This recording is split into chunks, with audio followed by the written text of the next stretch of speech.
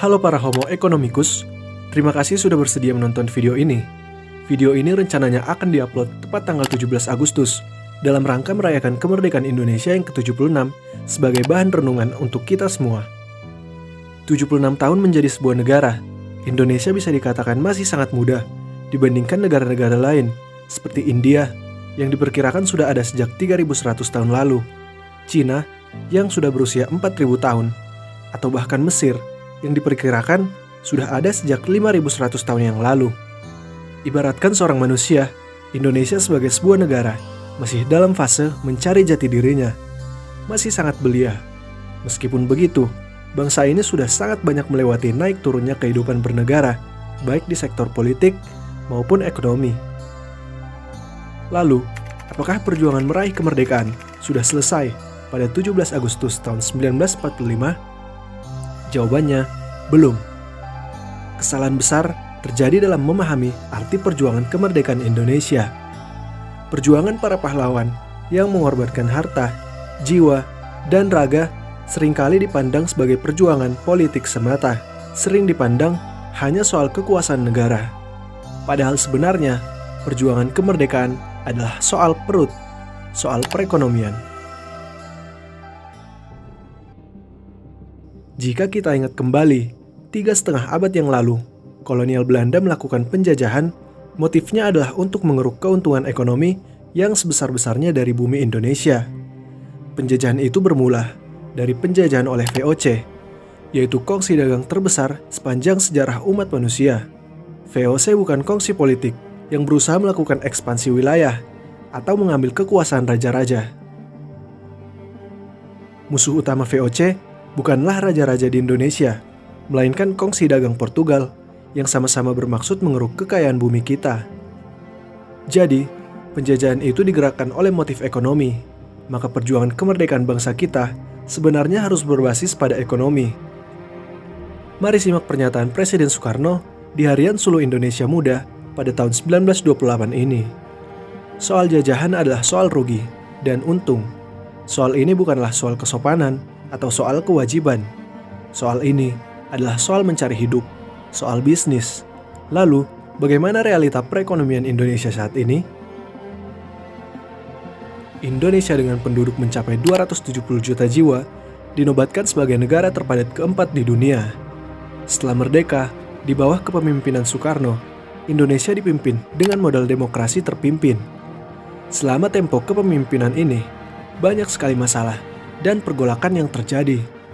Indonesia sempat mengalami krisis ekonomi yang masif yang diakibatkan oleh peperangan yang masih bergejolak di berbagai daerah.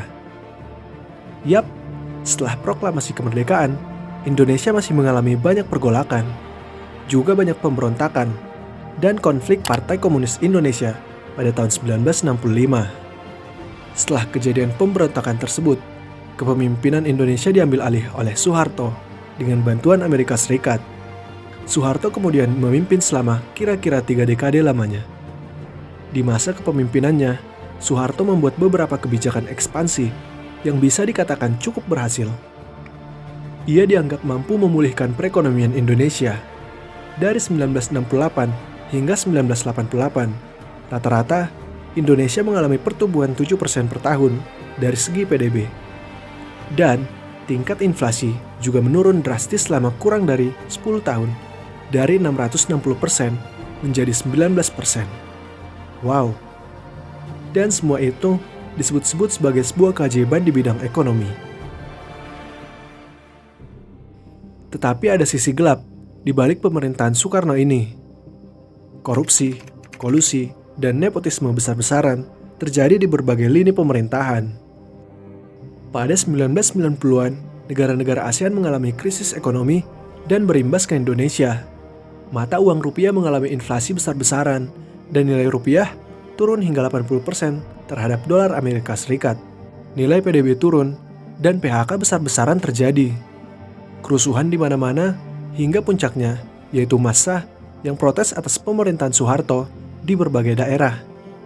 Aksi protes massal ini yang kemudian memicu turunnya Presiden Soeharto dari kursi kepresidenan. Kejadian tersebut membawa dampak besar pada sistem politik dan ekonomi Indonesia. Hingga pada tahun 2004, pemilihan umum presiden pertama Indonesia dilakukan. Indonesia kemudian mengalami banyak perubahan, keterbukaan politik dari yang semulanya terpusat menjadi tersebar alias terdesentralisasi.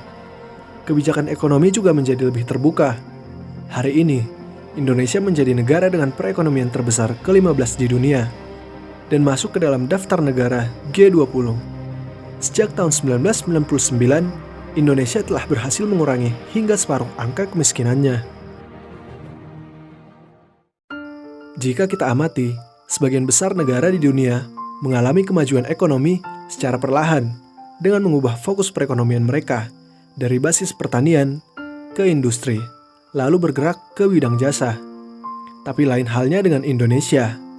Negara ini memiliki banyak sekali sumber daya dan komoditas. Komoditas yang sangat berperan antara lain minyak bumi, gas alam, dan batu bara. Pada tahun 2000-an, permintaan akan komoditas tersebut meningkat tajam.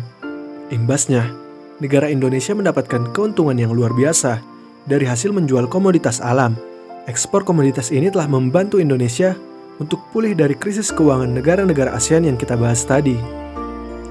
Namun, kenaikan harga komoditas ini tidak berlangsung lama. Alasannya adalah karena negara Cina yang merupakan pembeli utama komoditas Indonesia, mengurangi impor besar-besaran akibat pergeseran fokus perekonomian mereka dari yang awalnya berbasis manufaktur menjadi fokus pada pengembangan jasa. Keadaan perekonomian Indonesia secara keseluruhan sangat terpukul oleh keadaan ini, terutama pada kinerja ekspor Indonesia. Pada saat yang sama, kinerja produk non-komoditas juga menurun. Sektor manufaktur Indonesia tidak begitu baik juga, dan tidak begitu menguasai rantai suplai global. Lalu, sebenarnya apa yang mendorong perekonomian Indonesia dengan baik saat ini? Salah satu pendorong kemajuan Indonesia adalah tingginya populasi dan tenaga kerja muda. Populasi yang sangat besar ini menciptakan permintaan barang konsumsi yang sangat besar juga. Ini yang kemudian bisa menggerakkan dan mendorong pertumbuhan ekonomi negara. Beruntungnya Indonesia sangat didominasi oleh masyarakat usia produktif. Sektor industri termasuk manufaktur, tekstil, pupuk kimia, produk elektronik, semen, karet, pakaian dan sepatu mengalami pertumbuhan dan mendorong kegiatan ekspor ke beberapa negara besar seperti Amerika Serikat. Yang menjadi masalah adalah tingkat daya saing dan produktivitas Indonesia di sektor jasa masih jauh lebih rendah daripada negara-negara tetangganya. Jika kita melihat prediksi Bank Dunia, diperkirakan pada tahun 2025 hingga 2030, Indonesia akan mencapai titik balik perekonomian. Namun, jika perekonomian Indonesia gagal mencapai pertumbuhan sebesar 8% per tahun, maka pada dekade selanjutnya diperkirakan Indonesia akan mengalami kesulitan lagi. Tingginya populasi juga sebenarnya membawa dampak permasalahan yang sangat tinggi. Meningkatnya permintaan listrik, air bersih, dan sanitasi, serta persoalan transportasi. Saat ini, Indonesia sudah menjadi negara dengan lalu lintas terburuk ketiga di dunia. Infrastruktur juga menjadi kendala, karena seperti yang kita tahu, wilayah Indonesia terdiri dari 17.000 lebih pulau, dengan total jarak dari ujung ke ujung mencapai 5.000 km. Ini membuat biaya transportasi, logistik, pasokan listrik, dan jaringan komunikasi sangat mahal. Indonesia dinilai masih belum berhasil memenuhi permintaan konsumsi listrik dan berimbas pada pemadaman listrik yang sangat sering terjadi.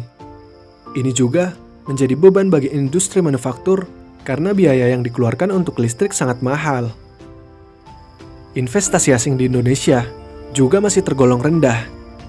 Para investor dunia lebih melirik negara-negara tetangga seperti Vietnam. Faktor penyebabnya adalah karena Indonesia masih menjadi negara dengan kemudahan berbisnis yang rendah dan juga banyaknya bencana alam. Indonesia sebenarnya masih memiliki peluang untuk menjadi negara adidaya perekonomian. Tetapi Indonesia juga harus berpacu dengan waktu, karena negara-negara di sekitar Indonesia juga sedang berusaha sangat keras untuk memenangkan persaingan global. Semuanya berada dalam kendali generasi muda kita. Itu dia tujuannya, kenapa di beranda channel ini, kami menggunakan punchline Pemuda Indonesia Menang di banner YouTube kami. Kenyataan-kenyataan yang sudah kita bahas dari tadi sebenarnya bisa membuka pandangan kita bahwa arah perjuangan kemerdekaan harus berbasis pada perekonomian. Sekarang, coba lihat apa yang sedang terjadi di sekitarmu dan di masyarakat sekitarmu. Benarkah Indonesia sudah merdeka soal ekonomi? Siapakah sesungguhnya yang sedang berkuasa di Indonesia sekarang? Sudahkah bangsa kita merdeka? Atau mungkin, seperti pernah disinyalir oleh Soekarno, jangan-jangan revolusi memang belum selesai. Tunjukkan perspektifmu.